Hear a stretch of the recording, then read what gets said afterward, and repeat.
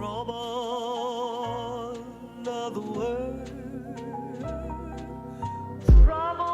Somehow trouble always find me. Why trouble always find me? Fuck it, I'm back. I'm on my bully shit. Fuck giving out shots, send them the whole clip. Started off popping willies, now we motorbiking. Used to mix with the soda like a fucking Viking. Still setting plays like I'm Randy Moss. Still buying shit that you can't afford. I think the devil tapped the nigga phone. The evil spirits trying to get me out my zone. These wicked bitches wanna catch a nigga slipping. Like I ain't really focused on the fucking mission. Across the border, bricks up in the jam sport. Cause when that coke hit the beach, dust the sand off. Some niggas loyal, others ran off. Damn, I used to hit my man off. Projects with niggas got them grams off. Fiends run around with their pants off. So many niggas fell from that roof. Fuck the bullshit, who really speak the truth? Niggas will ride with you, but won't ride for you. Man, fuck that, man, talk that shit. ASAP or die, motherfucker. They say death is round the corner, nigga. Reaper on you, nigga, you a goner, nigga. Damn, they should've want this nigga. Rain, sleet, or snow, I'm about to storm on niggas. Piss on your fucking grave. Black soap when a nigga bathe. I never fucking been afraid. Mix the sour when I roll a haze. Walk across the water in some Yeezy boots. Don't respect the law, who the fuck is you? Heard you had a price on your fucking soul. Contact me, I can get it sold. Speaking to the Holy Ghost. Let's have a toast. Contact me, I can get it sold. Speaking to the Holy Ghost. Let's have a toast.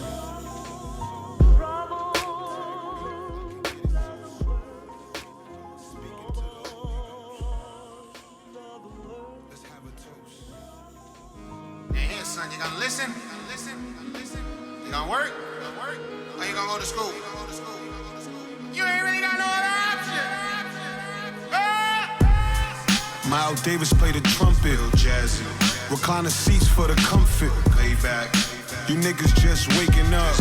Still count dirty money, paper cuts. Really? I wasn't giving up. No. Good and evil, I had to mix it up. Think about it. In that pot, I had to stir it up. Overnight shift, the early bird was up. Ha, I got a block you could pitch for. I bet I beat the price you get your bricks for. Real talk. Big rocks, the fiends get a chill for. Chilly. Rub man, love man, fifth floor. Heavy guns in that bando. 40 cal, let that can go. 2 guns like I'm Rambo. Shoot you out your fucking babe camo. Fake niggas still stuck in their ways. Broke niggas always got something to say. I mix the sour when I burn the haze, and I be on my way, Broke niggas always got something to say. Pussy niggas still stuck in their ways. I mix the sour when I'm burning the haze, and I be on my way, Out of state spot, a nigga had to open up. I had to take the risk, the coke price was up. There should fear no man. Nigga, I'm here, I never ran. They was racist in the field. Like you can never feel how I feel. Never. When you feel the devil uplift your soul. When it's time to go. When you feel you met your peak. Felt that fire burning underneath your feet. Shit hot, right? The Lord only heals the weak. Something missing, shit feel incomplete. Think about when you got a bad relationship with God. Don't never trip when times is hard. You know that ticket is one way. We all gotta die someday.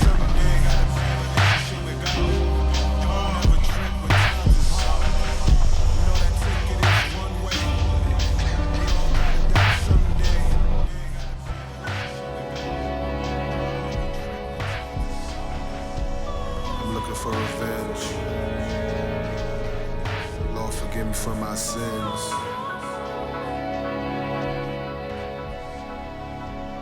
Pray for those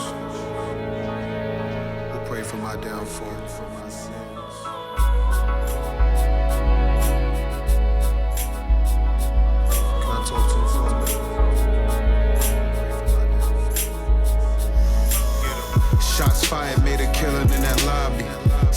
salsa, don't wake up nobody.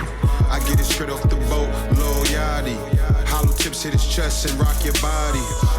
Young rich nigga slide off with your daddy. She love giving me top, that's a fucking hobby. I used to run around with the big knots. I used to cook the bass to my wrist lock. Wrist lock, shooting to the clip drop. Keep talking tough like you big shot. Damn, the media turn you to a monster. Groupie bitches, they just looking for a sponsor. Slim thick like she making good. Something hard to find when you in the hood. Don't get this shit misunderstood. These niggas turned their back on me and I knew they would. Hit the top, hit the top. I had to struggle for me to hit the top. Hit the top, hit the top. You gotta struggle for you to hit the top. Hit the top, hit the top. We gotta struggle for us to hit the top. Hit the top, hit the top. We had to struggle for us to hit the top. I made a killing off of slinging crack. You couldn't even pump where you was hanging at. Concrete jungle with a danger at. Where it's cool to be a killer, there's no shame in that. Say you bet before the dice roll. That pump your chest and give a nigga a light roll. I'm psycho, let his life go. Moonwalking off the juice like I might go. Catch a fade to black. Nowadays niggas getting paid to rap. I just wanna bring my hood back. Cops killing niggas, never understood that. And you wonder why we stay strapped. Bitch made nigga, this the payback. Smoking blunts in the Maybach. Yeah, I got my wave back. Hit the top, hit the top. I had to struggle for me to hit the top. Hit the top, hit the top. You gotta struggle for you to hit the top. Hit the top, hit the top. We gotta struggle for us to hit the top. Hit the top, hit the top. We had to struggle for us to hit the top.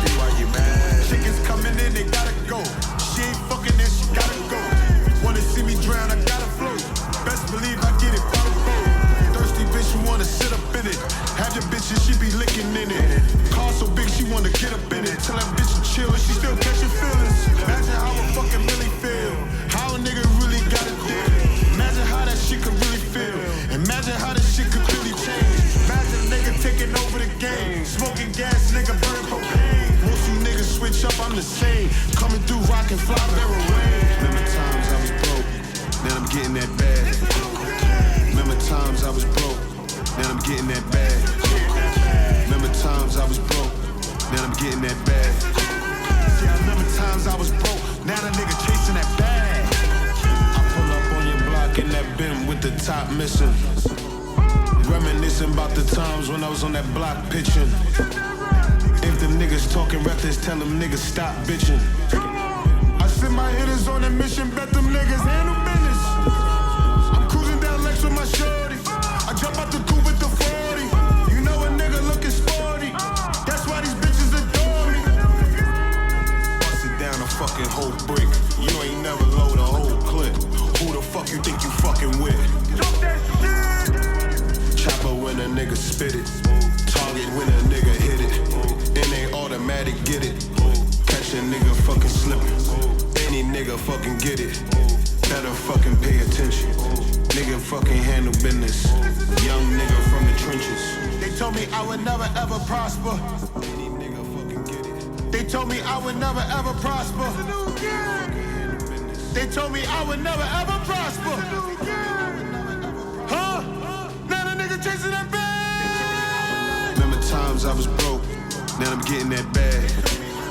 Remember times I was broke, now I'm getting that bag. Remember times I was broke, now I'm getting that bag. See, I remember times I was broke, now the nigga chasing that bag.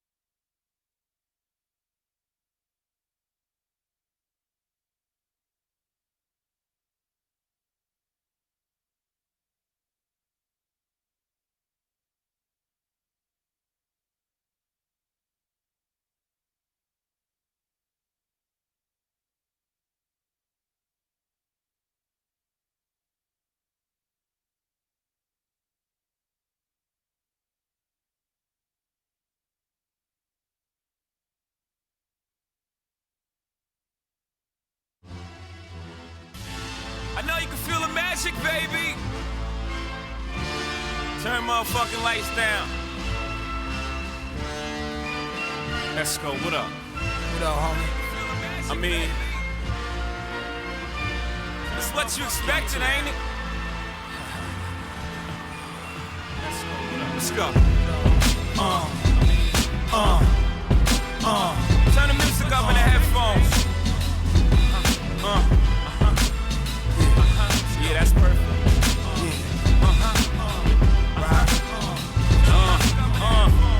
You gotta take your time, make a nigga wait on this motherfucker. Make a nigga mad and shit like.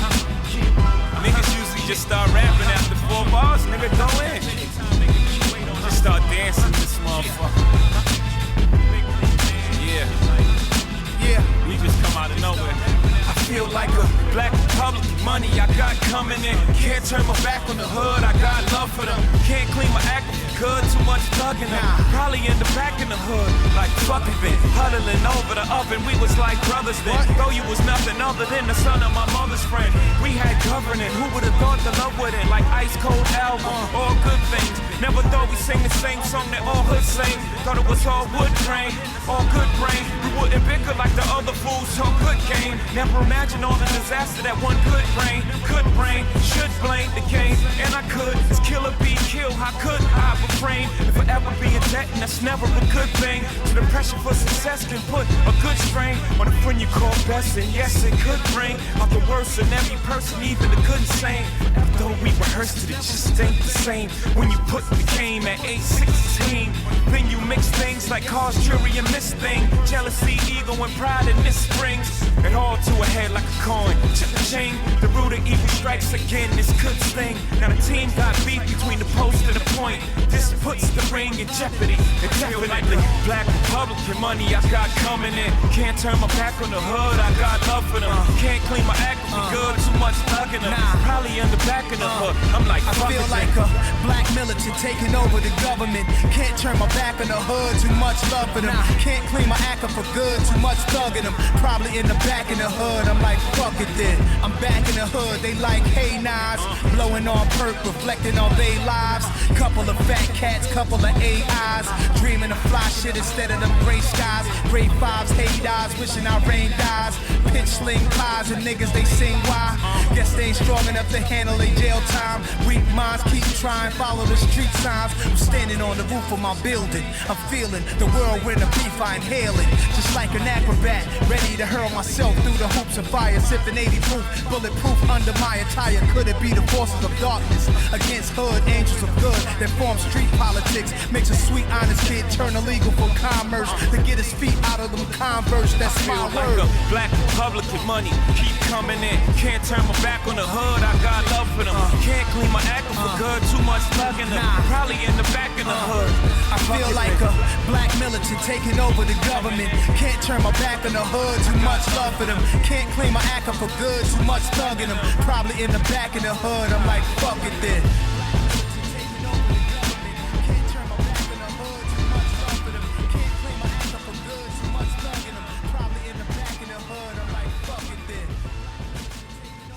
Welcome to the WTFU America Show with your host Gizo and Tom Harazo. Live from England, it's Chantel London.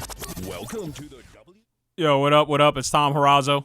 Gizo, voice of the motherfucking people. And Chantel, thanks for staying up with us. Hey everyone, good evening, America. That's right. It is evening. That's right. It's almost good morning for you, though, right? Another 9 minutes, yeah. Oh, all right, it's a little happy early. Wednesday. Yeah, that's right. Oh yeah. Oh boy, how's your week going? As a matter of fact, we haven't even talked about that. How's your week going, Chance? It's early on. See, I'm on my weekend, so to me, it's like I've been just loafing around, running errands with my daughter. So I haven't had anything going on. I've had a really I'm actually so tired right now because I've been packing all weekend, like packing and moving. I think I mentioned it last week. It's just one of the most stressful things you can do. Like I've got boxes all over my apartment right now. I can barely walk. It's like an obstacle course. And I was meant to be actually moving today, so I was actually planning to be streaming from my new place, but it's been postponed for another few days. So everything's kind of boxed away. I've still got a few things to box away, and yeah, big move towards the end of this week. And I've been going to the gym as well, so that's kind of been wearing me out a little bit. So but yeah, it's been cool. It's been a productive week. I'm glad you didn't cancel on us. I know you're busy. You could have easily canceled on us, but thanks for making it. Hold it down. No. Gizo, what's good with you, man? Yeah, I'm just, I'm trying to wake up. There's no dose. You know what I'm saying? You can't be asleep on WTFU. Yeah, I'm not sleeping. I'm like, meditation and shit. Meditating. All right. On the mic. I'm going to watch your eyes over there, all right? Don't be reading the back of your eyelids. I got those bars. I hear you. I want to hit them bars, Lasinia. Salute to the Hun gang, the Hun Familia, Hun Nation, soon to be Hun Universe. As you guys can see, this show is being sponsored again by the lovely, encouraging I Am Playful too. Thanks for holding us down, basically, and salute to Rich too. I was thinking about it today, and also salute to Nozzle for bringing us all together, and obviously it first started with Nozzle kind of introducing us all, brought us to Rich and brought us to a lot of the great Hun family members and other people as well, like I Am Playful, and that couldn't have happened without Nozzle and without Rich letting us on, to go ahead and make these connections. So I want to just say thanks to everyone, along the way. What about me, man? I talked to Nozzle at the gym, man. So it went from me pushing the show to Nozzle. You sound like G Money right now. Oh, don't put me with G Money, son. Is G Money on that joint? Nah, son, I ain't G Money. Yo. Yeah, G's over here sounding like G Money. Is G Money on that? Oh shit, I'm getting a crazy. Oh yeah. Loop back. Yeah, that was a loop back. Oh, you know what? I figured it out. Yo, you need to mute your video over there. So go to on your machine. So our video. Oh, you mean okay? Yeah, and mute the Oh, okay. Did you do that? This is muted. Okay, good. That's where that extra sound was coming from. Damn. Oh, okay. Yeah, I was wondering, why the hell am I getting a loop back like that?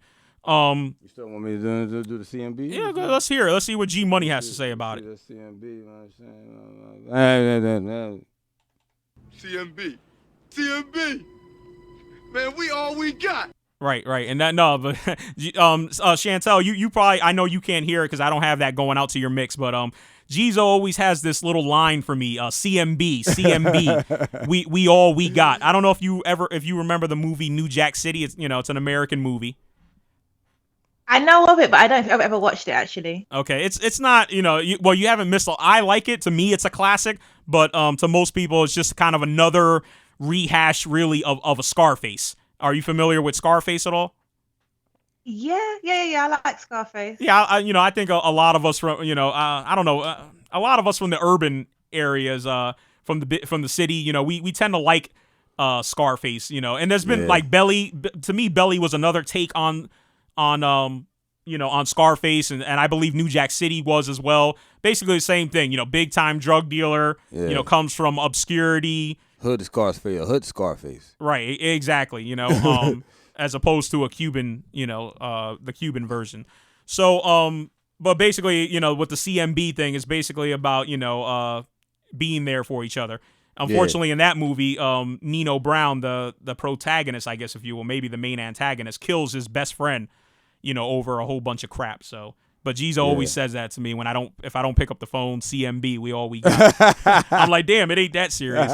but yeah, you know what I'm saying? This is a surprise, you know what I'm saying? It's like a birthday surprise. I just want to say on the mic, Tomas be doing a lot behind the boards, and I know he be talking about, he got a lot of stuff going on, family, schooling, but I just want to say, without him, none of this would be happening. We in the Bobby Focus Studios. He does a lot of work.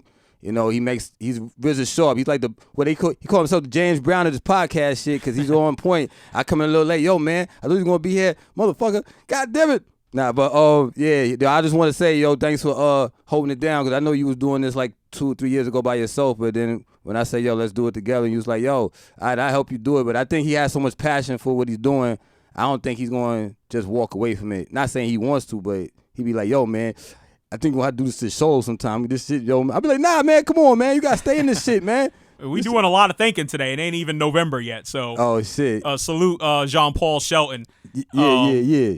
I just wanted to say that shit. Thanks for checking in. As a matter of fact, talking about because we're gonna try to make we're talking about the get together. That's supposed to be happening later this month. Me and Jizo are gonna try to make the 18th. Event. I believe that's on a Friday because I heard we doing seafood, and Jizo, Chantel, you guys may not know this, but I'm on a seafood diet, so that goes perfect, with my thing right now.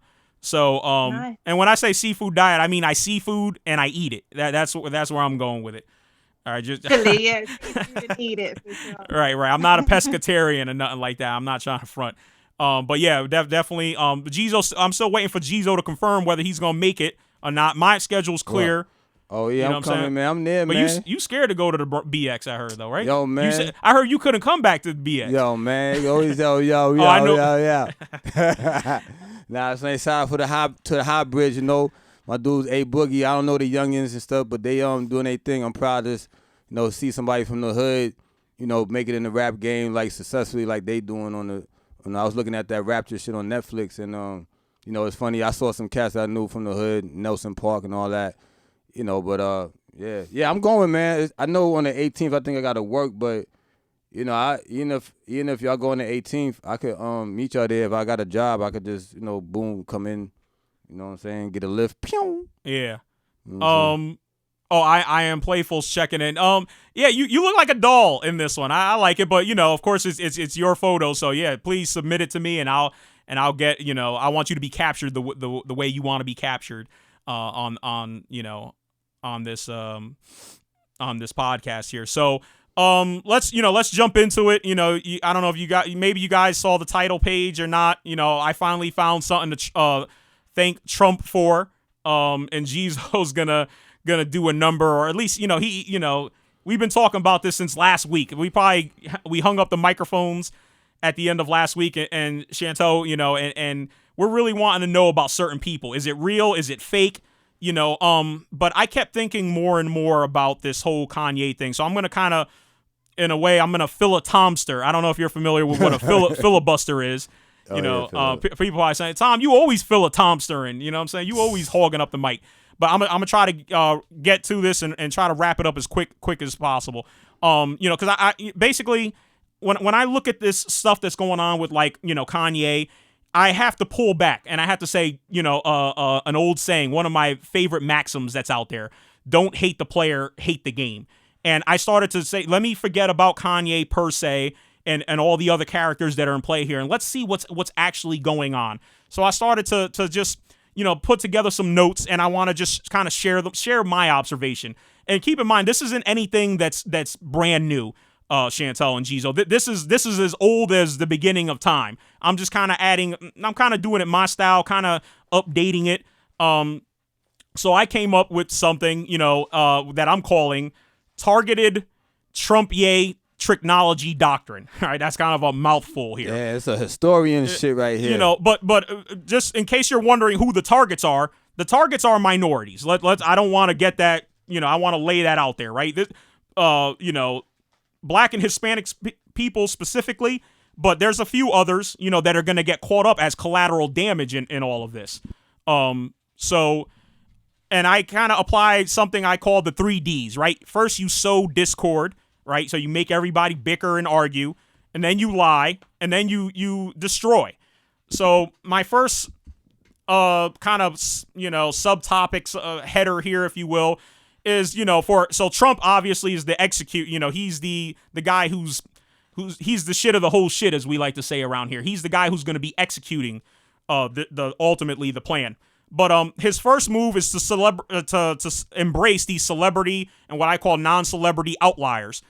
Obviously, Kanye is an outlier, right? He does not, at this point, he does not, and I'm not saying we can't diverge, right, and have different ideas. But I think he's in the minority of minorities when it comes to praising Trump and appreciating Trump, right? I think most minorities, we kind of get it, right? The man came down right off the rip and said Mexicans are drug dealers, rapists, and murderers. Yeah. And now we'd be stupid to think that he only thinks that about Mexicans. Yeah, basically. I think he, I'm sure he would also contend that, blacks are the same and other minorities as well. Yeah, he was just saying that so he could try to get that wall shit going. Exactly. So by embracing these outliers, and like I say, celebrity and non-celebrity, obviously it's good when he picks he picks up a popular guy. Now he's got he's building an A team of these guys. You know what I'm saying? But Yeah. Of course who popped up in Trump's rally in Michigan 2 days ago? That black dude who wears that T-shirt, God, Blacks man. for Trump. He follows freaking Trump around. So he's an example of a non-celebrity outlier. This guy is outside of the mean.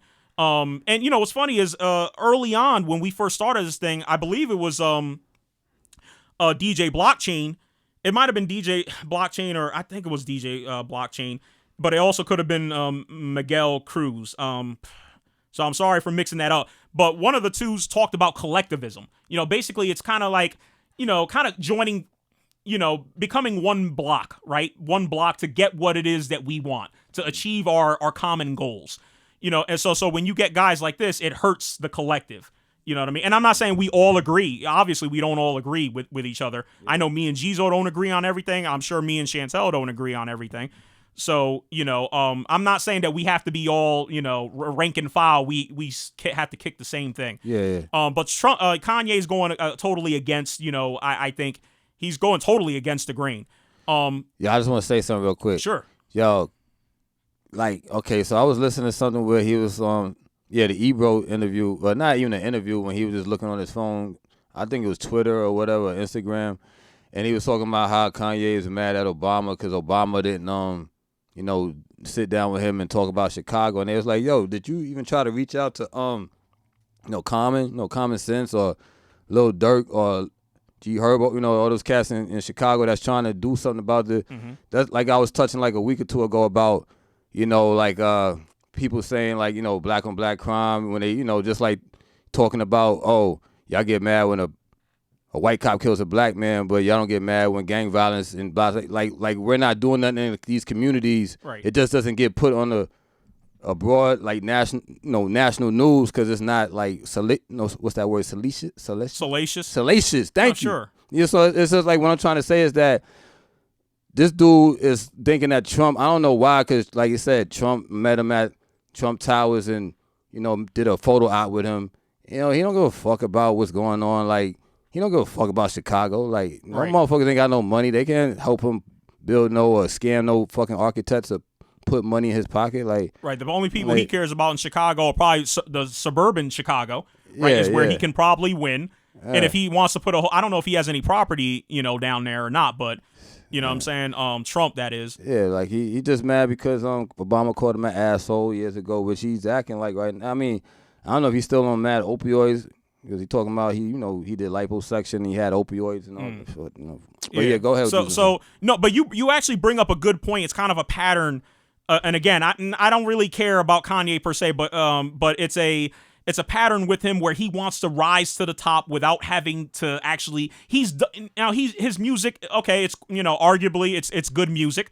Right, that's fine. You're a great musician. Yeah. Right, you're a great writer. You're a great producer of music. Mm-hmm. But when now you're talking about fashion, right, Chantel, and I don't know if you remember hearing about this, but basically, he was that whole thing with Sway. Why don't you don't have the answer, Sway?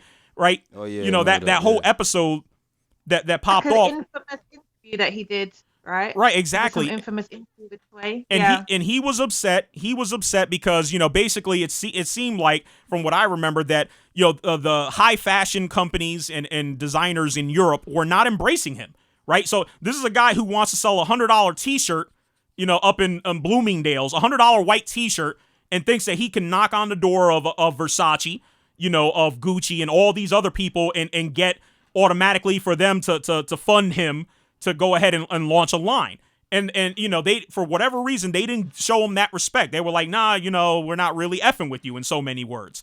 So that's what precipitated this whole argument with So again, going with who? With Sway, because Sway was telling him like, yo, why don't you just fund your own shit? You know what I mean? Yeah. And then he gets all uptight about it. But you saw his clothing line? Yeah, it's trash, man. Like it's some fucking homeless people. And shit. It's some shit that you see people. It's funny because it's the same shit you see people wearing in Star Wars. They're like right, exactly, all that shit in the 70s on other planets. Fuck? Like, yo, we don't live in whatever freaking planet, Baku. Freaking like, come on, man. Like, maybe he thought he's so young. Maybe he think, oh, no one's gonna know where I got this shit from. Yeah. What's up, Gizo? You giving me a crazy look right now? I'm looking at the chat, the live chat and shit. Okay. So freaking all right, so boom. So this is a pattern with Kanye, right? He always wants to go straight to the top. Mm-hmm. He doesn't want to work his way up in other. He did so well in one area. He figures that the door should be open everywhere, right? The president should open up the door, should bring him into the White House. You know what I mean? The high fashion industry is supposed to bring them in with warm, welcome, and it just doesn't work that way. Anyways, and like you said, go ahead. Like I think he should set an example. It's almost in a way, it's almost like the Monique situation as well. Like if the door's not open for you, like go and open the door. Like you are in a privileged position. Like he wants us to feel sorry for him. Like you're a multi-millionaire. Like we're the ones that are struggling and we're actually going out our way to build opportunities for ourselves. So like you go and build your own opportunity. Like if you're so invested in your clothing line, fund it yourself, set up a GoFundMe or do whatever it is, like what all regular folk do. Right. Get the money, get the investment and put it out there and promote yourself. Like who else can do it if not but, Kanye. So I don't know, the pity party is not going to work on us. Right. And the reality is the stuff that he wants to make, he doesn't want to sell it to the to the minority community, because he should know, if he was really in tune with the minority community, he knows that's the last fucking thing that we should be spending our money on, right? $100 white tee. Right, it's just it's ridiculous. It's almost like, and again, this is why I'm getting to why I'm thanking Trump. Actually, I'm building up to it. But someone who I don't know if this individual's getting as much attention as Kanye, Trump, and others, but I thought these messages that he had sent out last week were very illuminating, and I kind of want to take you guys through them. So it's actually JD. JD is a guy, Jermaine Dupri, I haven't thought about in a long time. So and then I see these tweets pop up, and I'm like, oh, what the hell is this shit? So the first one I'm showing you here is, and forgive me if you've already seen them, but I feel like I have to go through them. So we see here my nigga Kanye talking that shit. So I don't have all the responses, that would be too long, but there were people that were saying, yeah, what kind of shit is that? Like, yeah, that bullshit. So this is where JD starts to inject himself into the conversation. So, okay, we're all interested. What's going to happen next? Okay, so now he kind of backs out, and now he wants to talk about the music. I feel like Kanye West's album is going to be that one. The thirst for that type of hip-hop is coming back at an all-time via J. Cole. Okay, so now he's bringing it back to the music. Okay, fine. Nothing too earth-shattering there. So we move along here as soon as I shut these other ones down. Let's see here. Boom. Okay, real power is creating and providing so others can provide. Kanye said he's hiring 160 employees at Yeezy. Yeezy is, I imagine, is his company. Are we going to act like that shit is normal? Now, I agree with the top part to a degree, right? You want to provide, right, so that others can provide. That's an empowering thing, right? You start up a company, you hire people from your neighborhood, right? Create jobs, create wealth for people. So I agree with him there, although that isn't the full, that isn't the, see, and this is where I get upset, because this is where JD shows a little bit that he's, I guess he's a neophyte when it comes to social economic situations, because you know what? If he knew anything about history, tell him about Black Wall Street, all right? People built up power, they built up wealth, and what happened? It got burnt down. Yeah. And Chantel, I don't know if I ever got a chance to talk to you if you're familiar with the whole thing and that happened in Oklahoma. It was called Black Wall Street. Are you familiar with that? Yeah, I'm familiar. Okay, good. So and that was the most popular of it. That was, I would say, the most notable situation that happened. It also happened in Georgia, and I want to say Macon, Georgia. There was a huge what they call race riot, which really is code for a whole bunch of racist white people basically went through the black neighborhoods and destroyed them, beat up people, killed people, burned property to the ground. And it also happened in Florida.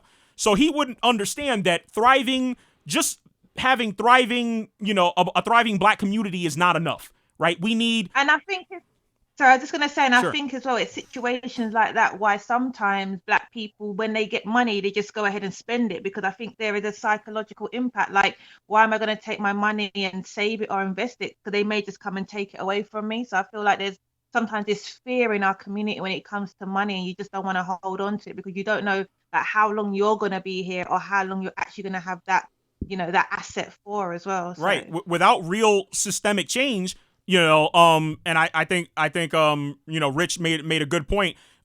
If you build it, they shall come, right? So yeah, you build up that great community, right? That Black Wall Street, and they're gonna come, they're gonna hate. Hating is an old thing. It just shouldn't start with hip hop. Everybody's hating on me. Yeah, no, they will hate. And that's what that was based. They were looking for any little, in all these situations that we're talking about, it usually had to do with, someone beat or touched or raped a white woman. That's like the thing that sets everyone off. So anytime that they want to bring you down, what did you do to a white woman? That's really gonna get everybody riled up. And I'm not saying all women should be protected. If someone's out there hurting women, absolutely we should bring them to justice. And maybe we'll talk about Bill Cosby in a minute. Yeah, no, I mean, I don't want to advocate violence, online. Anyway, so we see that okay, so. We already spoke to the first part. We need more than just wealth, right? And job creation. Although I do agree with it partially, that's not the total answer. But he's hiring 160 employees at Yeezy. We're gonna act like that shit is normal.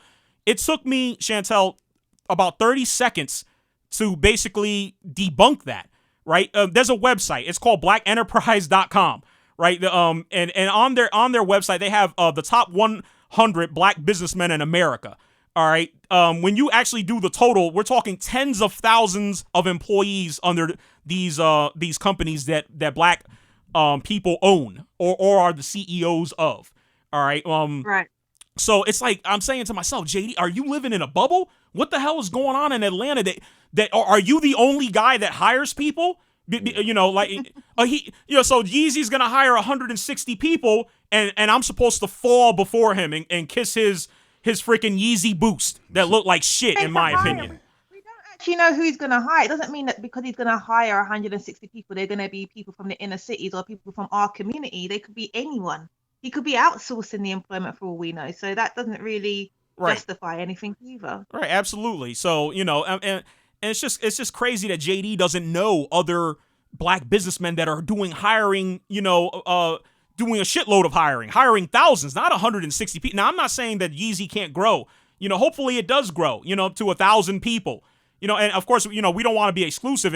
I always, you know, my position is that, you know, if I started up a company, I wouldn't have all Hispanics. I want a diverse, you know what I mean? I want to have, you know, as diverse as the community that business operates in. I want it to be just as diverse. But yeah, that happens a lot because you go in these franchises like a McDonald's or 7-Eleven, and as you see, like, say, it's either all Spanish or all black, it's usually the manager or whoever owns that. They just put on their friends, family, cousin, you know, whoever. But yeah, you know, and a lot of times the reality is that they're paying them so low that only a family member would tolerate, you know, the crazy hours, the low pay. You know like, what I mean? Need a job, motherfucker? Right. You'd be like, yo, you know what I'm saying? Like, you live in my crib, you could work here for, you know, $8 an hour. You know what I'm saying? All types of crazy hours. So, you know, that's a little bit in depth as far as that situation goes. So, moving along, trying to bang these out as quick as possible. Okay, let's see here. The fact that Kanye West is a 40-year-old black man heading towards being a black billionaire based on pure creation. This is a little jacked up here. None belief and passion. Let's not act like that shit's normal, easy, or regular. Well, he's definitely right about becoming a black billionaire. It's not normal, and it definitely isn't easy or regular. But this is a theme that's really starting to bother me. The fact that Kanye West is headed toward being a billionaire. And the thing is, JD, someone needs to, maybe I'll reach out to him and say, hey, you might want to subscribe to Ruckus Radio Live, you know what I mean, and listen to all of the programs, and then listen to where I'm letting everyone know that our black wealth is going down, right? So while we're getting a few black billionaires, we're getting, right, we had, what's his name? Michael Jordan, I think it was last year, he just finally broke into the billionaire range, I believe. He got a huge check from Nike or whatever. Okay, great. Kanye West apparently is headed to, even though that seems suspect to me. I thought his wife had to bail him out just, a year or two ago. She had to sell an app to get him out of sick. So I don't know where JD's getting his financial facts from, but, I don't know. So, so we've got, what's his name? Dr. Dre, who's also being close to being a billionaire. Dr. Dre is a close out of all the hip hop, right. You know what I'm saying? And we got Diddy and Jay-Z. They're close, they've got a few $100 million each. But again, okay, what does that say? We've got we've got more black people that are getting close to becoming billionaires if they're not billionaires already. But as we talked about already, black wealth overall is going down. So I'm sitting here, I want to tell JD, I'm like, JD, I'd rather have freaking, give me 10,000, 100,000, black families that are worth 100,000. I'd rather have that. Give me 100,000 families that are worth $10,000. Because last week we talked about the average, black family and Hispanic family is making about, is worth, rather. Is worth. See, let's not get it twisted. Income and worth is two different things. You know what I mean? So we've got black families making, worth. $1,700 and $2,000 for Hispanic people. So, I'm sorry, but one black in this, and I want to flash this real quick. I'm going to go back to it. They ain't giving back shit. Well, and I don't expect them to give anything back. But with Michael Jordan, I don't know. Michael Jordan never did shit for nobody. Yeah, that's what I was gonna say. He never. I don't know about any jobs that he created. Yeah, and if he does, I'm sure he does his charity work. But I'm sorry, but I bring up this article that I brought up from last week, "The Decadent Veil: Black America's Wealth Illusion," and I hope someone goes out and reads it, because this shit that JD is trying to do is the same thing that Antonio Moore is talking about. Basically, we watch these stars on TV. They're getting more and more wealth, and we're somehow thinking that we're becoming more wealthy, right? We're seeing. I was just gonna say that actually. I think that's the thing. Like what you were just saying about wealth, for sure. Like for one, wealth needs to be distributed more evenly. So like you say, just because we've got some token people becoming billionaires, what does that mean for you and I. And I think too many of us want to live, vicariously for other people. Like, I'm supposed to feel happy that Kanye West is going to be a billionaire. To be honest with you, I would never ever be a billionaire, not because I'm not capable of being a billionaire, just because I would never want to be a billionaire. Like, why would I, as one single person, want to be worth $1 billion when there's like maybe 1/3 or 2/3 of the world population living in poverty? How could I, in the present moment, feel comfortable having that kind of money? For what reason? I guess, No human being needs to have that amount of money. I'm sorry, no one needs to have that amount of money. And so there would be no way that I could ever be worth that, because there's no way I would be holding that kind of wealth. Right. I mean, it's just not right to me. Yeah, I'm trying to be the first trillionaire. I don't know what you're talking. Yo, man, good luck with that, man. Maybe you and Kanye could be chilling. You know, I'm like, yo, Kanye, you fucking nah. Excuse me, wrong. Let's see here. I'm just trying to wrap up here. Freaking get to the damn thing. Get to the point. Yeah, man. Freaking. Well, I want to just. Oh, shit. What's that? I saw the picture. Oh yeah. I flashed a little behind the scenes real quick. Freaking. Let's see here. Moving along here. Now I'm glad that I'm glad that JD said this shit right here. Can someone help me out here? Since so many people are against Kanye, why when he dropped them sneakers, y'all be lying the fuck up, holding them shits up by the ear, all kind of shit. LOL. Now, thank you, JD. I couldn't have said it better myself. Now I'm hoping people actually think to themselves, yo, fuck them Yeezy Boost. You're right. You know what I'm saying? Freaking. I never really fuck with them shit. Nah, I mean I'm never gonna stand in line for no sneakers. Straight up, like that's ridiculous. But yeah, JD, you're right. I'm glad you made that point. And JD, his logic here is not even sound. This is the premise here. Since people buy his sneakers, people must agree with Kanye's political positions. No, they like the sneakers. Supposedly they're a luxury sneaker, I guess I hear. From what I hear from these sneakerheads, you know what I mean? So so he's actually combining two things. Basically, it's a non sequitur, all right? There's no logical sense there at all. Freaking, people like my sneakers, they must like me and everything that I do. I don't know. He's just bugging right now. He did the liposuction and stuff. That's some crazy shit. Took opioids after that, and I don't know. He's just tripping right now. Last couple of years. So. All right, so basically, this is what I want to thank Trump for, actually, for creating this infighting, and basically, it's not really infighting per se, but it's a reevaluation, right? And we're having people jump out of nowhere. JD came out of nowhere with this shit. I'm like, oh fuck, I didn't know that JD had these feelings. You know what I mean? Where wealth, right?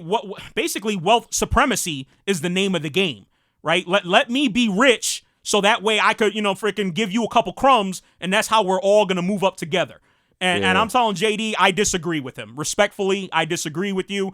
I think we need, of course, we need that sort of wealth creation, but we need systemic change. And Donald Trump is not the guy that's going to freaking help us create it. He's taking it away whenever he can. Yo, when I get it, I'm not handing out crumbs. I'm handing out turkey like Nino Brown at Christmas, baby. Shit, you're going to be broke real quick. So then I go here to my second point. You want to obfuscate and misrepresent the facts, lie about your performance and the outliers' motives. So in this case, that's Kanye West. So here's a tweet from Trump. Kanye West has performed a great service to the black community, right? What service did he create? Maybe I'm missing something here. You know what I'm saying? Let's see, put Pookie. Yeah, that's Pookie. Fucking things are happening and eyes are being opened for the first time in decades. Legacy stuff. Thank you also for you see Chance the Rapper shot him down and Dr. Darnell Scott. They really get it. Lowest black and Hispanic unemployment in history. Now, where that's true, and we've already talked about the trend, black and Hispanic unemployment has been going down basically for the last, I would say now 8 years. The first 2 years, it was real tough. You know what I'm saying? We were losing more jobs in the black and Hispanic community than any other, although all of America was hurting. It's not because of Trump. Right, it's not because Trump hasn't done shit to create any of this. So that's where he lies about, basically he's suggesting that he has something to do with this. Yeah. And then he's saying this shit here about, let's just not get it confused. Kanye West is not doing anything for the black community by siding with a white supremacist. white supremacist, and that's what Donald Trump is. Donald Trump is a white supremacist. I don't know how everyone else reads him. That's how I read him. And if anyone has a different opinion, then please email me, tomas.harazo@gmail.com. Help me open my eyes if I'm not getting it. But that's the way I read him. So I'm sorry, I don't see how Kanye's helping his community by siding with this guy, unless he's totally given up. If he's totally defeated, then yeah, I get it. Yeah. So let me try to wrap up here. So finally, I'm getting hot up in here. Yeah, he going in. This is a tutorial. Yo, I gotta. You gotta put it where the goats can get it, like my Uncle Madison would say. Yo, you gotta put it where the goats can get it. You gotta keep it simple for the peoples. You know what I'm saying? So finally, we get to execute the plan, right? This is the plan to fuck over minorities and white people. See, this is what they don't really talk about. It disproportionately affects minorities, but definitely there's going to be some white casualties, if you will, in this, because white people do use funds from the housing and urban development to pay for their rent. But it's obvious it's going to disproportionately affect Hispanics, blacks, and other people. So right here, so if anyone hasn't seen this article, you might want to take a look at it. There's a bunch of articles. Basically, he wants to, so Chantel, there's a program here. It's called Section 8. It's part of a bigger law. But basically, it's like a rent subsidy. They basically the federal government helps you pay for your rent. $1 for rent. Is that what $1 for rent? Nah, some cats be paying. I be tight. Yeah. They paying like $50 for a $2,000 bedroom. What the fuck? Oh, so you on that? So you're okay with this? What? Oh, wait, nah. But anyway, you know what? Yo, okay. Some people like been on HUD for like Section 8, 20 years, and they paying $50, $100 in all 5 boroughs, even probably up here. Right. $1,000 apartment, $2,000. I'm not saying they should raise it crazy, but yo, okay, they should put okay, a 5-year plan. Listen, okay, we're gonna help you get some good housing for a low price. That's dirt cheap. Right. You mean to tell me in 5 years you can't go to school, get yourself together, and get the fuck out of paying $50 or $100 for an apartment that's $1,000 or $2,000? Like, come on. Right. No, there's definitely a lot of abuse in the system. Yeah, it's like, but places like, for instance, like New York City, where it's like, if you didn't have like rent control in certain areas, my grandmother lives in Manhattan. She lives in the same building she's lived in. Yeah. The whole basically my whole life. I don't remember going anywhere else to go see her. You know what I'm saying? Yeah. But yo, does he live in Spanish Harlem? Why? I know he's gonna say. You see how he just profiled me right there, man. I'm saying, son. She gotta live in Spanish. She I don't. What's funny? I haven't seen Washington her. Heights. I haven't seen her in such a long time. Damn. I want to say, where would 7th Avenue be or 7th Street? Does that make it? Or 42nd Street. Oh, so she live in downtown. Yeah, I think she. Also, yeah, so she probably got, like you said, subsidized, because like down there is like she doesn't have subsidized, but she's definitely rent controlled. I saw my rent control. Yeah, so yeah, that's down there. It's expensive, but they have some buildings that you can see like towards the west side of town where it's like then some of the blocks are like, okay, this looks like a regular building, but I'm like, some people probably been living there forever. But the apartments that's why these landlords be wanting people to get out, because they want to, once you get out, then they could hike that shit up to whatever the regular rent is supposed to be. Like, say they're supposed to get $2,000 to $3,000 for that apartment. Like you said, your grandma been there for like maybe 50 years. Yeah. My man that passed away, his mother been living on my block for like, probably 50. I'm 40 something, so yeah, like 30 something years. And she probably was living there before we was in elementary school, so she's been there, and I don't think she's going anywhere. I mean, there's a lot of people like that in the hood. They've been having an apartment. So once you move out that apartment, it's a wrap. You know what I'm saying? They're going to just hike the rent. Right. Well, that's what my last time I talked to my aunt, she was saying how like basically like all the people that who've been living in that building who either died, moved out of the state, that apartment wind up selling. You know what I'm saying? The apartments that they let, and these are small apartments, they wind up selling for like $500,000. You know what I'm saying? Yeah, All, that you know what I'm saying? shit's Like, ridiculous, man. so she's the last, basically once, once she ain't there no more, that shit getting redone. Yeah, you know what I'm yeah. saying? And it's getting flipped to the highest. And the people are they're gonna be knocking down the door, I'm sure, to get that for $500K. Does she ever like complain about like the landlord being a slumlord? Cause She's had to remodel for the last like 10 or 20 years. She's had to do all the remodeling herself. Yeah, see, now, that's- luckily, she has paper. Her and her husband. You know what I'm Yeah. saying? My step grandfather. You know what I'm saying? He's a retiree. He made good, so she could go ahead and you know what I'm saying, sand the floors. You know what I'm saying? Do ceramic tile. Redo her own kitchen. You know what I'm saying? Yeah. But the landlord's like, nah, we're not doing anything. Your rent control, we're not doing a damn thing. yeah, that's what it is. See, like they make your life almost like a living hell, so you could want to get out of there. They won't fix shit. They don't want to. Right. You know, they just take their time and they be like, well, maybe they'll just move and then I could get them. You know, but yeah. Yeah. So again, final. We wrap up with execute the plan. I'm going to share a story with you when it comes to this. Now, I agree with your position, Jizo, that, people have to progress and get from under, you know what I'm saying, those situations. Yeah. But, a lot of times what happens is people, for whatever reason, they can't. And it makes them resort to some really bad things, right, that can get them in trouble, incarcerate them. And I'm not saying that this is what you should do. But I'll just share a story with you and Chantel and everybody else. But I had a Marine who was actually a friend of mine. I'll call him Chuck for sakes of this conversation. But he was from Buffalo. And we were talking about my re-enlistment. He was asking me, are you going to re-enlist, Harazo? I'm like, nah, I'm getting the F out of here. And I was like, how about you? He's like, I can't go back home, man. He's like, I'll get in trouble. He was like, yo, last time I went home, he was like, I pull up to my house after driving, 16, 17 hours from North Carolina, and my mother's landlord walks up to me. Now his mother has issues. She had issues with drugs. You know what I mean? He's like, my mother's landlord walks up to me, and she's like, your mother owes 3 months of rent, and I'm going to kick her out on Monday. I'm going to file an eviction on Monday if she doesn't pay me by then. He's like, damn, like, I can't get away from this shit. You know what I mean? He's lived that life. As a matter of fact, before he came into the Marines, he had spent 10 months in prison trying to get out of a drug deal, basically a drug crime that he committed. You know what I mean? And where does his mother live at again? Buffalo. Oh, Buffalo. This is Buffalo, New York. Right, I hope I'm not giving away, not too many details. This shit's old my news homie anyways. I should be up The in Buff. Buffalo. He used to call it the Buff. Yeah, rough buff. He used to tell me, he's like, New Haven ain't shit. You know what I mean? So, fuck, I'm like, okay. But so he tells me, I was like, so what the hell did you do? Now, he's a young Marine. He doesn't have paper like that. We were broke when we were young Marines, So what does he do? He's like, yo, I did the only thing I could. He's like, I took the little bit of bread that I had.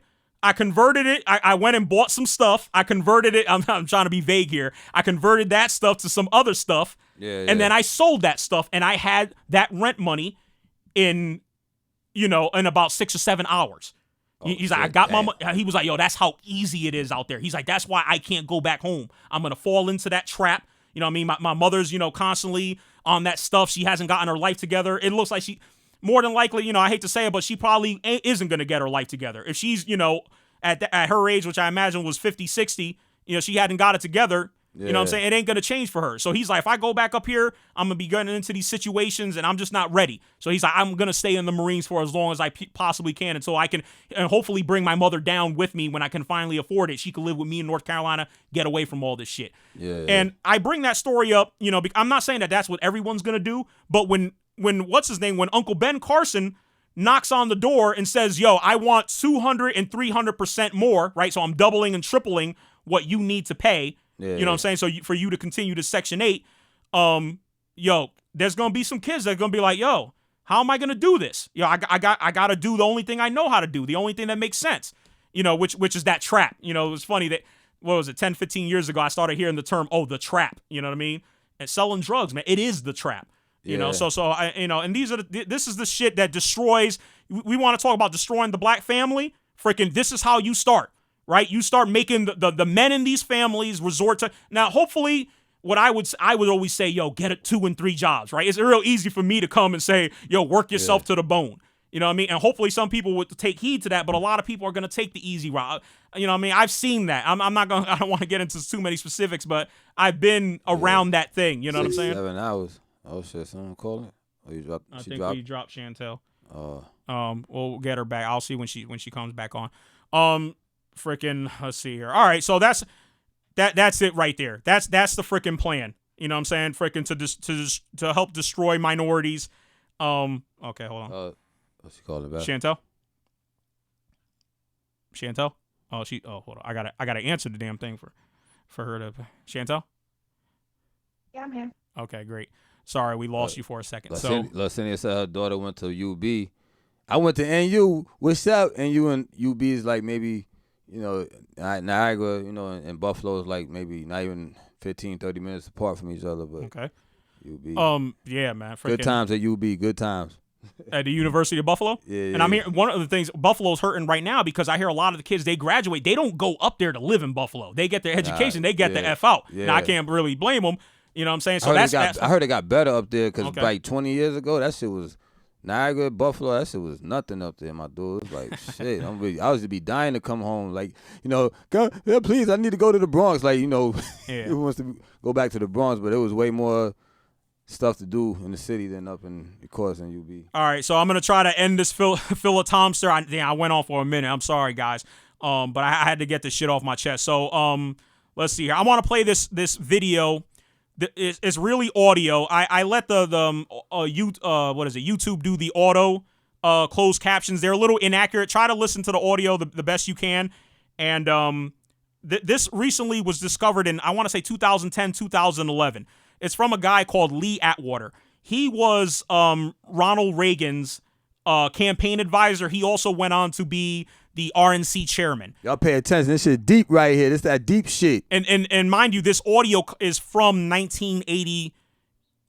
Excuse me, I had it ready to go. 1981. Oh, 81. Okay. 1981. It's about a couple minutes long. So please listen in. Wake the fuck up.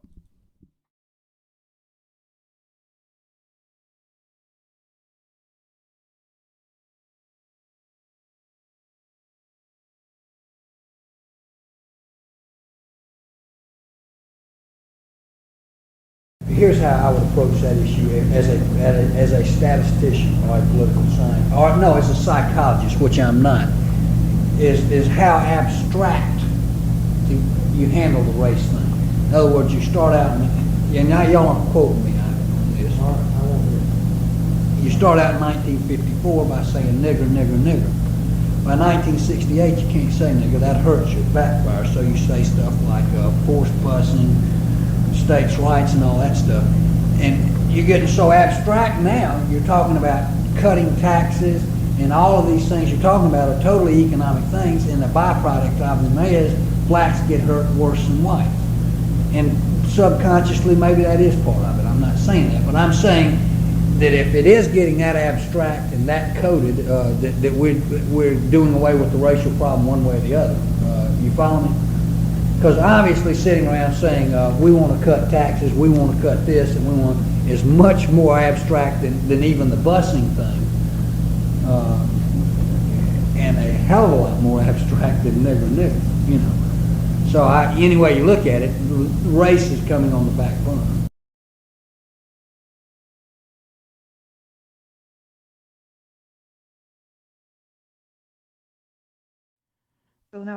All right, so I don't know if you guys heard that. You know, I've been playing. We played this last year. I had this. You probably don't remember, Jizo. That I played it last year in an episode, but let's see him say he looks like KKK in a suit. Yeah, sure. I mean, these guys, all they do is they drop the robe, you know, and they put on a suit, and then they get into politics. You know, no different. Yeah. Really, no different. So, but again, what I like what he's talking about is how he keeps saying the word, and he even says, "Don't quote me." Don't quote me on it. Yeah, and that's why, I wanted to give you guys the backstory to this video. The reporters, excuse me, I'm freaking getting a little hoarse here. A little water. Thank you. The reporters, you know, they honored him, you know, not honored him like that, like they gave him an award, but, you know, reporters have to do their job, right? And when a source tells you don't quote me on this, you're not supposed to quote him. So these reporters held this for years, you know, basically 30 years, reporters had this audio, but they could not release it because, you know, he said not to release it. It wasn't until one of the reporters who was recording passed away that there was a guy, I'm not going to mention his name right now because I'm not going to mention his name, but it doesn't matter really. Actually, he's related to a former president. what's the Carter? Carter's like great grandson. It's not great grand. It's like some shit. Anyways, Carter the fifth or some shit. Yeah. But he went to the reporter's wife and said, "Can I have access to his audio recordings?" The guy already passed away. His widow, I should say. Yeah. And he found it and he put it out there. So the Nation magazine put that out there. So this was buried away.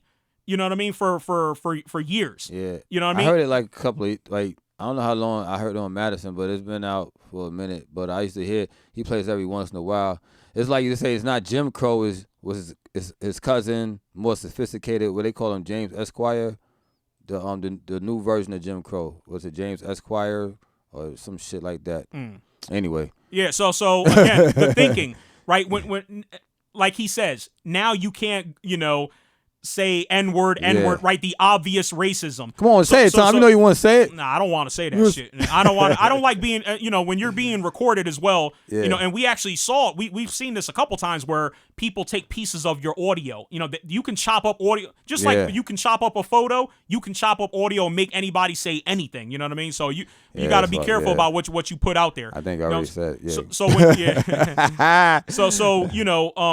So when he says that and he brings up busing, that was a big thing in the 60s. You know what I mean? The busing thing wasn't about, we just don't want to pay. This is costing us so much money to bring kids from basically where they live, right? Black kids from their neighborhoods and bring them to white schools, right? It's just a cost problem. That's what we're really concerned about. Yeah. They don't want black kids with their white kids. Yeah, exactly. Right? Exactly. And when they talk about, and like he said, when you talk about cutting taxes, that's going to affect, you know what I mean? The blacks worse than the whites. More, right. Yeah. So, and again, people ask me why it's important to vote to keep fucking guys like him and his clients, which was Reagan, which is George Herbert Walker Bush. He was another advisor to him as well, to keep guys like Donald Trump from implementing their plan, executing their plan to destroy the community.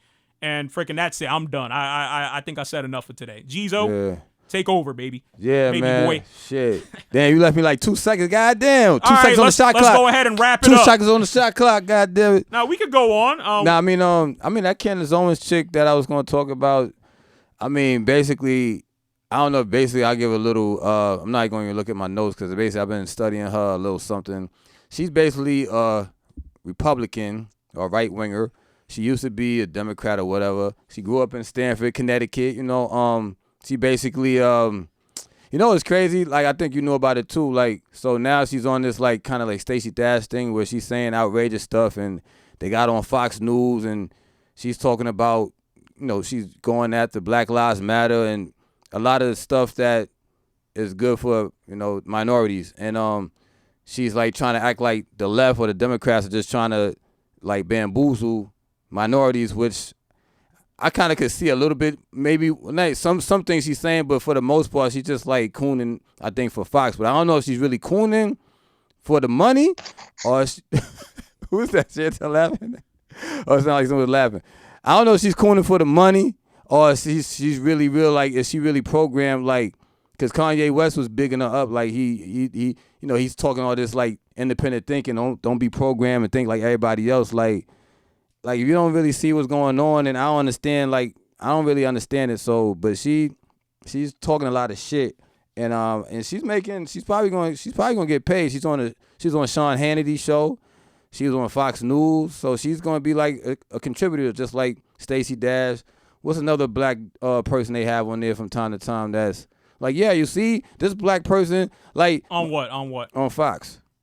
Man, I don't know. They got a few people. Yeah, they got a few. I know they got one dude who's on the business side, Fox Business. I mean, he's actually an anchor of theirs. He's a big guy. See, I wish you had this audio. My man, Uncle Mad would say, he's like Malcolm X. It was this audio that Malcolm X said. He said, whenever the white, who's in power doesn't like what a black person is saying, they go and find another black person to say the opposite of that. Yeah, Jizo, I think you should subscribe to WTFU, man. I've played that before. Yo, when you played that, man, like I played that like I don't know, freaking. When we was just not going that hard, like I played it when we weren't going hard and when we were going hard.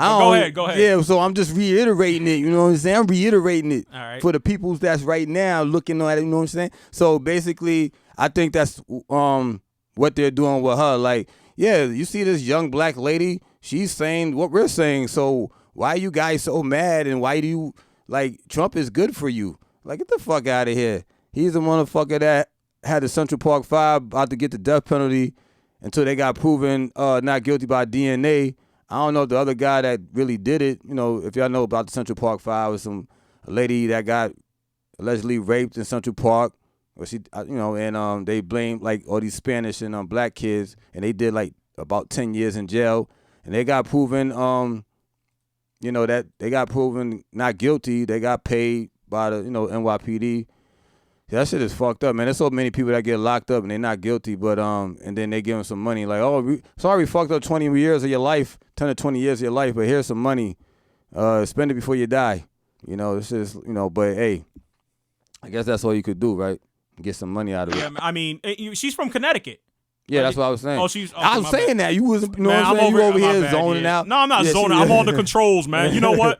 As a matter of fact, you know, speaking about the controls, here's a little behind the scenes, man, that I kind of flashed earlier. Oh, there you go now, huh?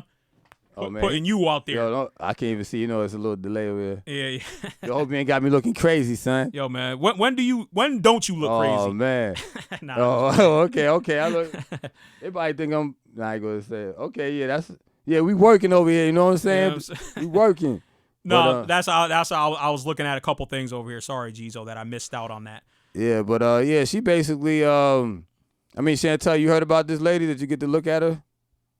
I only know kind of what you shared in the group this week, but based on what you were just saying earlier, I kind of feel like, yeah, you were saying that sometimes they use black people to kind of put out their message because they feel like it's going to resonate more if a black person has that kind of conservative view or whatever that's not really in line with like how to elevate, you know, black people or Hispanic people, whatever the case is.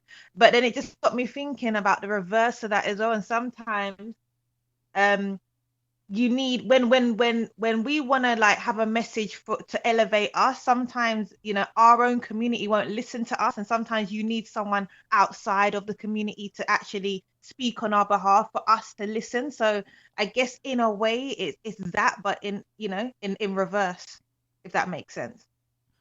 Yeah. You threw me a little bit by putting my picture up from you looking at, I know that day I'm like, Chantel, you know, I was on my boss man. I'm like, Chantel, I need that selfie. Chantel's like, oh God, give me a few minutes to get ready real quick. Yeah, I mean, look at me. I mean, my joint's crazy too. So I'm over here looking crazy, like I'm doing something, like I'm always doing something, you know what I'm saying? Acting like I'm working over here. But, you know, we wanted to, you know, share some of what, you know, how what goes on here behind the scenes, you know, every day. Not every day, every Tuesday. We got to rig everything up. You know, I gotta vacuum for Gizo so he don't get indoor allergens and shit. Nah, he don't be vacuuming. This should be nah. But yeah, you know, my vacuum cleaner's busted though. That shit ain't working too good. But yeah, you know, so that chick, I ain't gonna give her no little shine and like, cause that's all she's just getting shine from people talking about how crazy she sounds, and it's gonna play probably for a while to her liking, like, yeah, I'm going to get all these views and, you know, dislikes and likes. And, it's, right. You know, she's saying something, she's getting probably like viral because she's saying all this outrageous. And you see a black woman talking, you like, damn, this broad talking XYZ. Like, just and again, those are the outliers, you know, so it's like but in a way they do hurt us though. You know what I mean? They set us back, you know, when we need to be moving forward. They tend to send us back, but or set us back rather. But you know, like you said, you know, and that's why I try to step back. And I know it seemed like I kind of beat up on JD. I've been beating up on Kanye a little bit, but it's not about them per se. It's about what is going to happen while we're all, you know what I mean, trying to figure things out. What's happening behind the scenes, especially legislatively, what's going on with the police, you know, as how they treat our communities. You know, it's going to continue while we're all bickering. I'm not going to talk about Kanye anymore. You know what I mean? You know who I want to talk about? I want to talk about, you know, freaking Rich and what he's doing. I want to talk about, you know, freaking I Am Playful, her support, Larcenia, you know what I mean? Illuminati Cool. You know, I was listening to Illuminati Cool.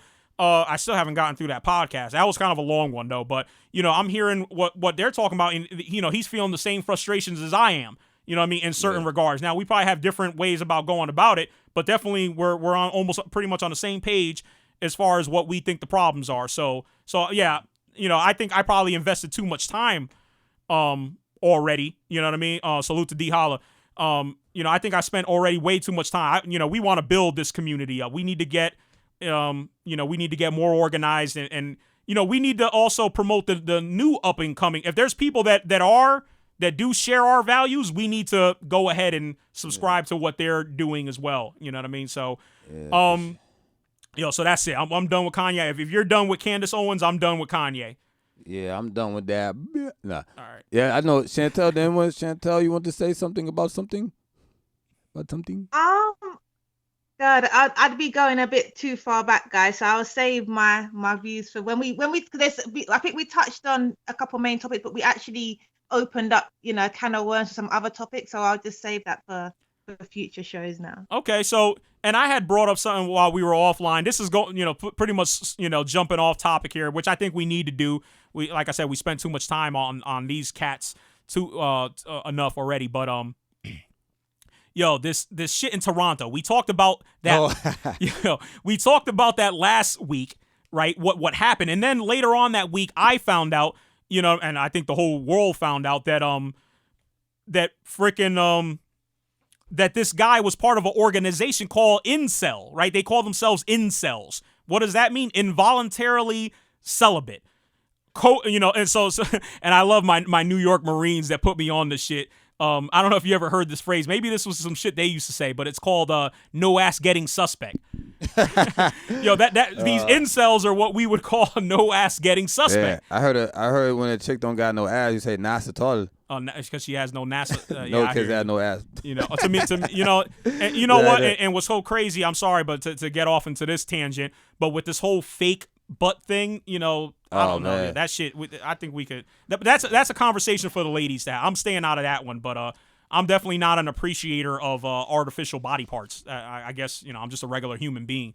Chantel, how do you feel about? Are you guys seeing that stuff in England? A lot of I don't know if we talked about that. We might have talked about that offline. I'm not sure if we did online. We touched on it offline. A lot of people are kind of, getting their bodies done in, artificially now.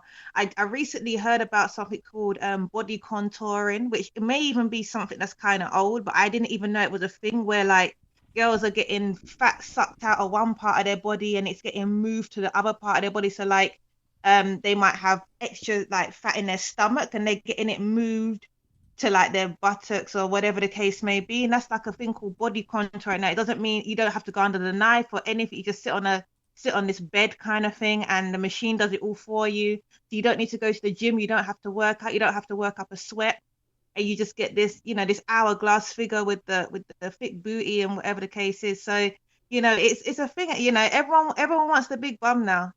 That's what it is. I heard about. So how the machine? You said the machine like they lay down and it'll suck the fat out their stomach and put in their butt. Wait, hold on. Right. On their body, it moves the fat cells from one place to another, and then they can go like once a month, and it means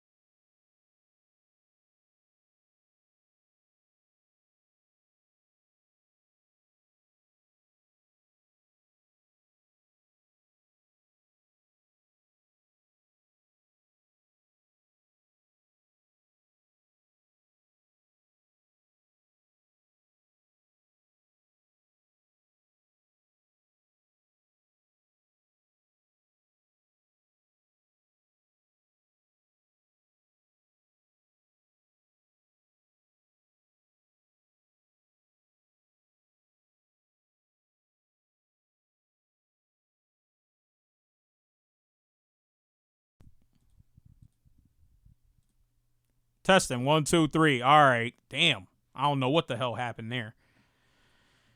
All right. Are we back? Yeah. Are we back? Yeah. We're back. Okay. I don't know what. Yo, everything just stopped. So I'm just gonna leave it on this page because I'm not sure if let me try it out here. Hold, testing 1, 2. All right. Yeah. Fucking. I guess that worked. I had to pull the cable, put it back on. It was funny because that's most of the problems that I have in at my job is like I gotta pull the cable. You know, so pull the power. Yeah. You know, so I'm working in a multi-million-dollar facility. You know, with hundreds of thousands of dollars of worth of equipment, and the shit doesn't work. You know, to fix it, I pull the power. We call it power cycling. Power cycle it and make it work again. So I can't believe I actually had to freaking do that shit here in the Bobby Focus studio. D. Holler say he want to hear us more than an hour. Oh man, shit! You know what I'm saying? That's overtime right there. You know, the thing. Yeah, I went on so long. No, but so okay, we talked about the body sculpting, but I want to kind of get back on track. You know, that was kind of a little side piece right there. Although it opens up a lot of interesting questions. Did you even talk about the Toronto dude? Well, yeah, I wanted to go back to that, this involuntarily celibate, no ass getting suspect. You know what I'm saying? And in Toronto, it's like, yo, there's a group of these guys that basically they say that women, you know, have for whatever reason have chosen not to give them sex. And what's crazy, this guy who fucking weirdos. Yeah, I guess so, right? I mean, at the end of the day, it's like obviously it's something wrong with them. They need to join a group that's going to show them how to, you know, behave. Get some ass. Yeah, I don't, you know, and I don't want to reduce the whole damn thing to just saying, yo, go out there and have coitus. You know what I mean? Or intercourse. Yo, I remember this comedian was talking about this. I was talking to you about it earlier, where they was like these mass shooters. If you look at a lot of them, and you know, let's keep it 100. You don't see black or Hispanic, Spanish, whatever, shooting up schools and shooting up people. It's usually a white adult, a male, and then they could be in their young 20s, teens, or like 30s, 40s. I mean, you don't ever. I'm not saying that. I'm not saying that white men don't get ass, but I'm like, what is it? I think it's something in the brain. Because why don't you see minorities doing this? I mean, there's some minorities, of course, I don't want to go through every mass shooting or every shooting that happened in the U.S. where you be like, okay, maybe it's a low percentage. I know most of them are white men because I've been keeping up with it. But it's like, I don't know. This shit is crazy. But I think that could be one of the factors because, we think about it. You don't get no buns or as some people say, if you don't get no sexual stimulation, it makes you kind of aggy unless you meditating or doing something else to working out, going to the gym, or if you just got a hobby that keeps you happy and occupied, but if you like going on years of not getting any, like the 40-year-old virgin or something like that, like it's anger. I think it builds up. You like, Yeah, it's funny that you bring up the 40-year-old virgin because in that movie, there's a line that a lot of me and my coworkers, we kind of joke around with. But the 40-year-old virgin, Chantel, have you seen that movie? Yeah, a couple times. Yeah, it's got some funny shit. I think to me it's kind of a classic, really. I think it'll be funny years later. But in that movie, there's a line where basically one guy says to the 40-year-old virgin, he's like, you're putting, and I don't want to minimize, what I'm saying. I'm trying to be like a gentleman, what I'm saying. But basically, and I'm quoting here. He tells the 40-year-old virgin, "You're putting the pussy on a pedestal." And again, I'm not trying to minimize women, to their, but it's the mentality of, I think what the 40-year-old virgin was like. He's building up the whole, intimacy to be something that's. That I guess he made it too big, right? And as the years went by, he never actually got to doing it because it was such a big thing for him to do. And it could have been the way he was raised, this, that, and the third. But somebody, the funniest part of that movie. What was that? You remember when they was playing cards? They found out he was a virgin, and he was like, yo, you ever been a woman? He like, yeah, come on, It's like, and then it's like, they like, yo, that's it, yo, you never had no sex. He like, come on, man, what are you talking about? What do you mean? And then when he was riding his bike home, he's like, oh, how can I be so stupid? And then he went home, he was like hitting himself, and he like, oh, they'll forget in the morning. Those guys are great. And then he laid them when they came to work. He was playing the TVs because he was like a salesman. Didn't they put porn on that joint? Yeah, they was putting like all these chicks dance. He's like, yo, we gonna get you some. We gonna get you laid. That shit was mad funny. That's like one of my favorite movies.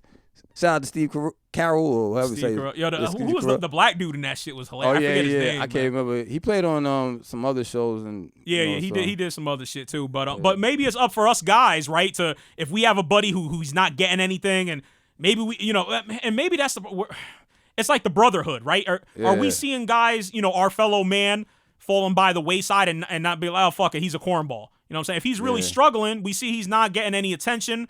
Maybe we say, hey, come hang out with me, and I'll show you how it's done, whatever. I know a friend, blah blah blah. Try to help him out. You know what I'm saying? You don't see women bugging out though, so I guess because women dealing with it different. You don't see any women really mass shooters except for that chick. I mean, she tried.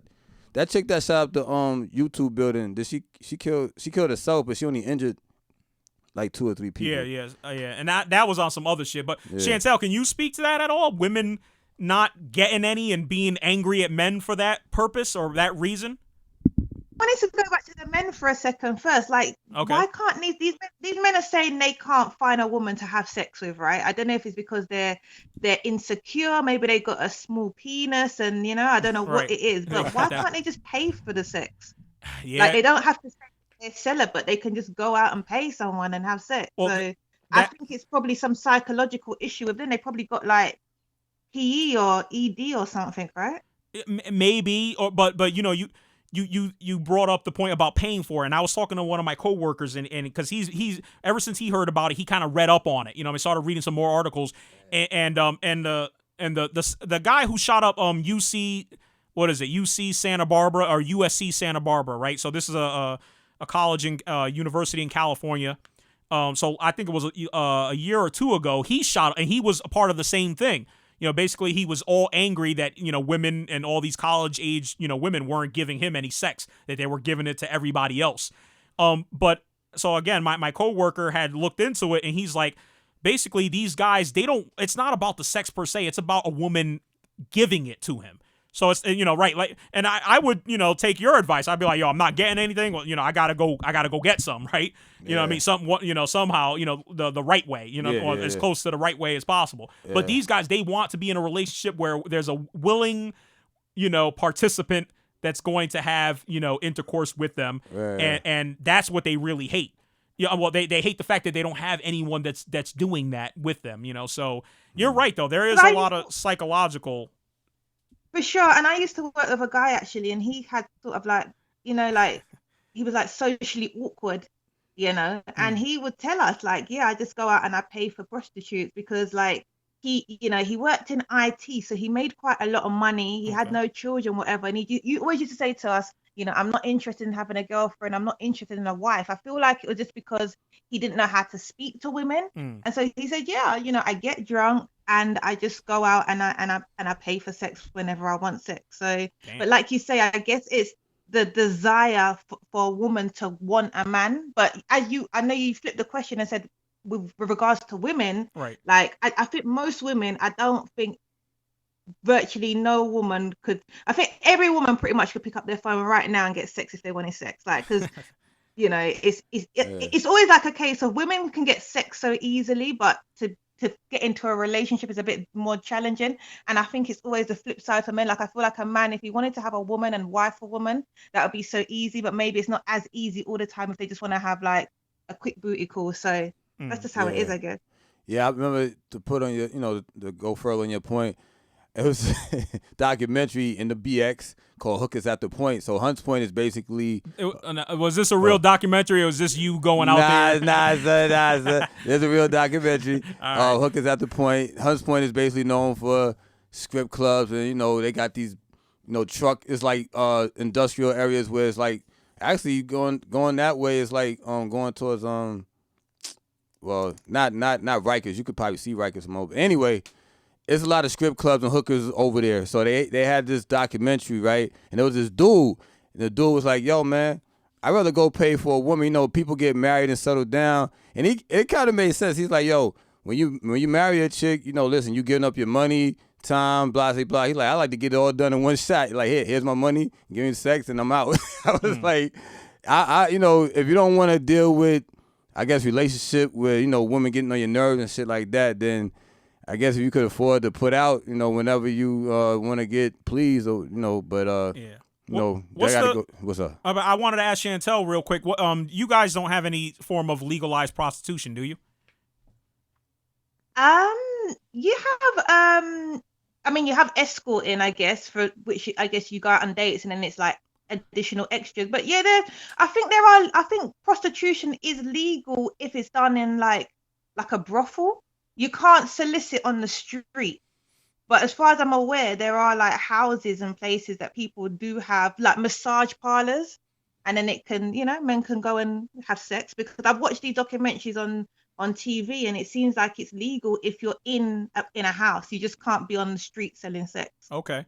I think that's where the legal loophole is, basically. I know. But then obviously a lot of people go to like Amsterdam to the red light district, right, you know, because that's where it's very free and liberal. And then obviously they go there and they smoke their weed and everything. So a lot of guys, most guys I know have been to Amsterdam at least once, not really for the red light district, but just to go and, you know, smoke. All right, that's where one of my boys got chased by some Armenians out there. I might have mentioned that last week. He was in the red light district in Amsterdam, and in the I'm sorry if you heard this already, but he was out there, and he pulled out his camera and he took a picture. Now apparently these Armenian pimps out there, you're not supposed to have cameras out there. You're not supposed to be taking pictures of what's going on. I think it's actually a law. In the red light district. In the red light district. But he said he got chased for like 2 miles, and he thought these guys were going to kill him. You know. Oh, yeah, you told me about that. Yeah, I think was I telling you offline or online? Yeah, I think I said it online. But yeah, it was funny because he's like, yo, this was the 80s. He was like, I had a fanny pack on. That was big, you know. Chantel, I don't know if that wave hit you guys where you had these men, or men in general, you know, not in general, but some guys would wear what we call a fanny pack. You know, it's like a little pouch, you know, put your stuff in it or whatever.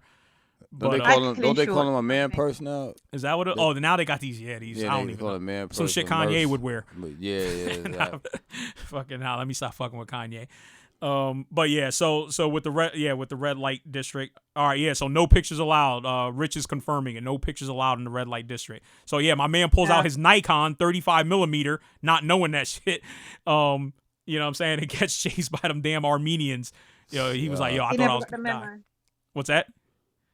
Said he never got the memo. No pictures allowed. All right. But Amsterdam's a beautiful city, though. And generally speaking, it's a very clean city. People are very welcoming. Yeah, it's nice there. So you've been? I've been. Yeah. I went to Amsterdam about probably around 6 years ago now, and I had like the space cake out there. So I don't. I think you were mentioning that. I did have the space cake. You say and that stuff, and we went to the red light district. Just had a little walk around, because you kind of have to when you go to Amsterdam, just to kind of see what all the fuss is about, you know? You said you wasn't really smoking. You was smoking that good. You couldn't even smoke that much. No, she had the space cake. Oh, you had. Pay attention. Yeah, I gotta holler at Rich, man. Even though Connecticut about to get that recreational joint, you know what I'm saying? Because I can't get the medicinal because there's too much paperwork with that. I want to get that recreational. I heard there's like one doctor in Connecticut. Did I tell you about that? Nah. There's like one doctor in Connecticut. You go there. You know what I'm saying? He'll give you the card. Oh, you know what I'm saying? Yeah, he'll give you the card. But, yo, that shit's expensive, man. Where at, you know? I'll talk to you offline. Oh, yeah, man. offline. I mean, it's legal, so, you know what I'm saying? Yeah. I know Pops got it. Shout out to Pops. Probably, you know what I'm saying? You know. Yo, but my man was a guy that I used to know. I don't speak to him anymore, but, yo, he had, like, crazy back pain, so they recommended that medicinal marijuana. Yeah, you know what I'm saying? And he was like, yo, he's like, this shit ain't helping me. But it was pills. It was like a pill form type thing. Yeah. You know what I mean? Freaking, and he was like, yo, I spent freaking $1,300 this month on the shit, and it's not even helping me. You know, and the thing is, I told him, I was like, yo, stop fucking with the pill shit. You know, walk out to your backyard, you know what I'm saying, by the tree line and shit. And, you know, and I'm not a marijuana smoker, you know what I'm saying? So I'm sitting there about, from what I understand, you know, marijuana smokers, you know, get relief from the shit. I was like, it could really help you. I was like, yo, go blaze a joint like it's the freaking 80s. You know what I'm saying? Get your little easy widers or whatever. What you mean you don't smoke? Whatever that time we was burning it down in the back. That wasn't me. That was somebody else. Nah, I don't burn it down. I've been like drug free since, let's see. since I can't say 93 because that'll make me too young. Since that last time we smoked. Nah, I ain't playing. I never burned it down with Tom. We got drunk. No. We went to the club. That was a while ago. Damn. Oh yeah, that Chantel. We never told you about this time that I bought a bottle of Hennessy in the club. And I think it was too much for me, Jizo, and my brother to drink in a 1 hour span. I guess we're kind of lightweight. We needed you there, Chantel, actually. You probably could have helped us with the Henny. But me and Jizo coincidentally woke up on our bathroom floors. Yeah. Freaking, I've never done that where, basically, my wife, I woke up to my wife standing over me cooking. She's cooking breakfast in the kitchen and I'm hanging out the bathroom. I never got so twisted. Yeah, I don't know how you got us home that night because I know you was twisted. We just jumped in the car. The cops was out there too. You remember that dude? He was looking like he was trying to stick something. I mean, he was looking across the street. Yeah, he was looking. I was like, but yeah, so yeah, I mean, I think this is good show. We got a lot of stuff in here, man. On the 18th, are we gonna be popping them bottles or what? I don't know. See, I gotta get with Rich to see what's the format. I know we doing the seafood. When I see food, I eat it. You know what I'm saying? So I gotta see what's going on after. That's gonna dictate if we going out drink. That's gonna dictate how much lobster and shrimps. You know what I mean? I F with. You know what I mean? Because I gotta save space. Rich said he got me. All right, yeah. You know what I'm saying? Okay, y'all gonna be in the. You know what I'm saying? I'll be with the Henny Demon in the parking lot. Y'all be doing over there. Yeah, I need that shit to calm me down. I don't need that shit to have me like Chris Tucker and on Friday when that motherfucker. You remember you're smoking with the essays. He's like, yo, take it easy on me. Anytime it was Angel Dust in it, and then that motherfucker started jumping around and shit. And then he was in the chicken coop. And that nigga, he was like, he was feeling himself like. Yeah, I can't do it like I used to. All right. So Jizo, you were in the middle of wrapping it up. So we're going to say peace. It was a good show. Thanks to everybody listening in. We come every Tuesday night. Thanks to the Hug crew. Chantel from London. I am Playful too. Me and Tom Horazzo. Heavy Diva. D Holla. Rich. Oh, Rich is the designated driver. Oh, damn. I'll drink one for you then, bro. Every time. Bonnet Light Body, Just Bar, Clip Bravo. I'm just looking at the screen right now. I'm just going down the line. Hey, Larcinia, how could I forget? Heavy Diva. Heavy Diva, you know what I'm saying? Everybody, baby. Hold on. Let me, you sound like I'm about to give you an echo. Baby. Yo, yeah, thanks to everybody, you know what I'm saying? I just want to say, I got to get up mad early, you know what I'm saying? 1:30 in the morning, get this money. Peace.